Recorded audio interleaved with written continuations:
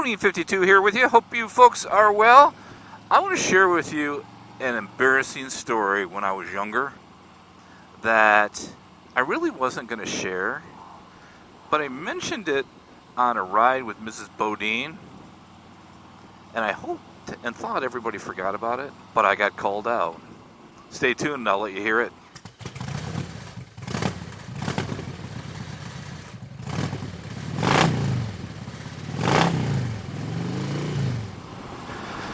Alrighty, folks, I thought I got away with it. I happened to mention the bull story one day when I was out riding with Mrs. Bodine, and Motorcycle Momma was listening intently, and she has called me out saying, "What's the bull story?" So, I'm going to share. Ay. Alright, folks.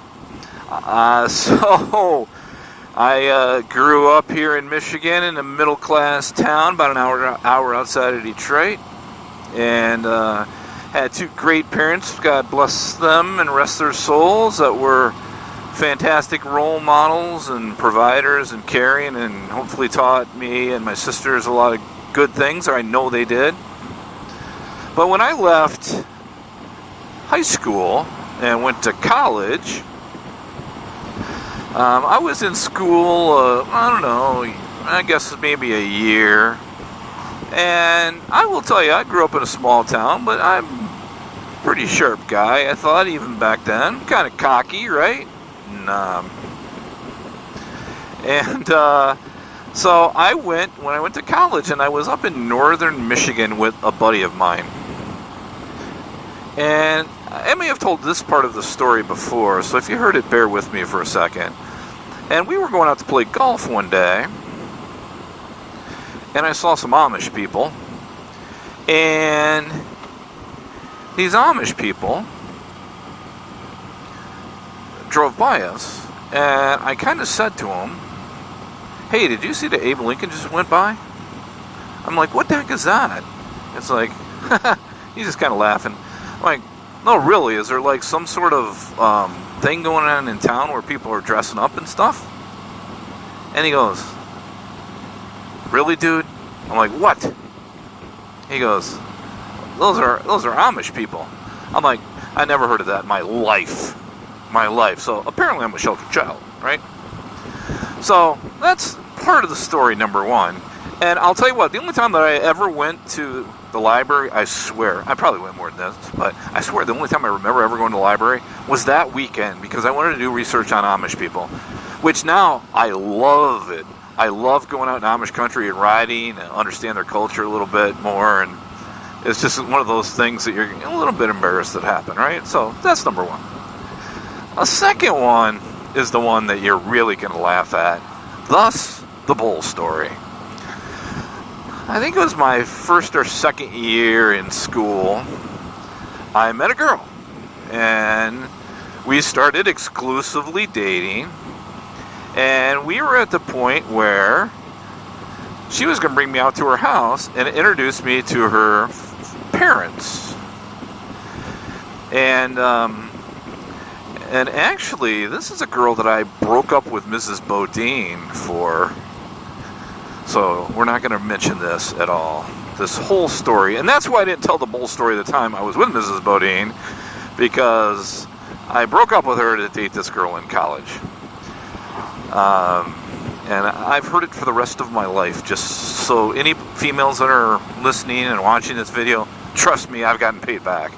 But I once, on the way to meet her and going to her parents' house, in the pouring down rain, totaled my Mustang.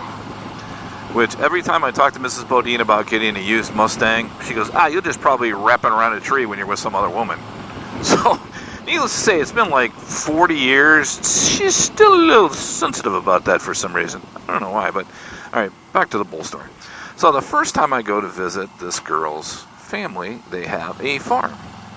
And they are mostly dairy, right? And cattle. And now I am what I think is a young hotshot. I think I know everything, right? So we get to her house, meet her parents. I don't know how long it took, but her dad says, "You want to see the cattle?" I said, "Yeah, that would be great." And I'm respectful and yes sir, no sir, all that stuff, right? Trying to make a good impression because I really like this girl, right? And so we're out there, and he's basically showing me where all the cows come in, and how they hook this machine to their udders.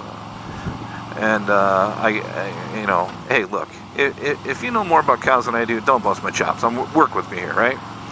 And they turn this machine on, and it basically comes out of the cow, and it goes up into some tubes, and you can see it flowing, and it's kind of cool, like it's like automated. I'm like, that is really cool, right? And then I see something that doesn't look like a cow, and it has horns on it. And I look at him, I go, "What's that?" And he goes, "That's a bull." And I'm like, "A bull?" I'm like, "That thing looks mean." He goes, "They are mean." He goes, and I go, "And that thing's bigger than the cows." He goes, "Yeah, I'm about ready to get rid of this one." I said, "Okay, why is that?" He goes, "Well, they get too big and too mean, you really need to get another one, a younger one." So he's used to switch out bulls. I'm like, "Well, how do you get it around?" And he says, "Mostly a pitchfork." He goes, "A pitchfork is the only way that you can make these things." And again, if you have animals and this guy was wrong, I'm just translating what I recall from that time. That's how they get around. You got to get rid of them, but a pitchfork, they'll do whatever you say. I go, "Okay."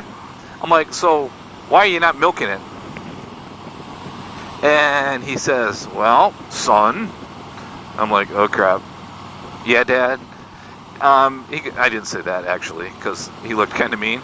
But he says, No. Bulls are for impregnating heifers. Is that right? That become cows. And I'm like, "Really?" He's like, "Yeah." And I go, "And that's their only job?" And he goes, "That's their only job." And I said to him, quote, "That's awesome. I want a job like that." And he looks at me and he says, "Son, you're dating my daughter, and this is not a good start." Oops. So, folks, from Bodine 52's standpoint, if you are not married and you are dating somebody and meeting their parents, be careful what you say to them. And if you happen to be around a bull, you now know what they do, and it'd probably be a good idea not to make any comments like that. Needless to say, that relationship didn't last long after that. I wonder why. I don't know. But the good thing is, I ended up with the love of my life, Mrs. Bodine. But that's why you did not hear the story when I was riding with her the other day when we went by the big bull that was sitting out on the side of the road. So, thanks, Motorcycle Momma, for calling me out. Since you called me out, you got to make sure that you do not share this with Mrs. Bodine. And thanks for listening in, folks, on my naivety when I was a youngin'. That is it for me. Thanks, folks, for checking in on the channel. This is Bodine 52. Appreciate you. Be safe on and off the motorcycle, and we will talk to you again soon. Bye-bye.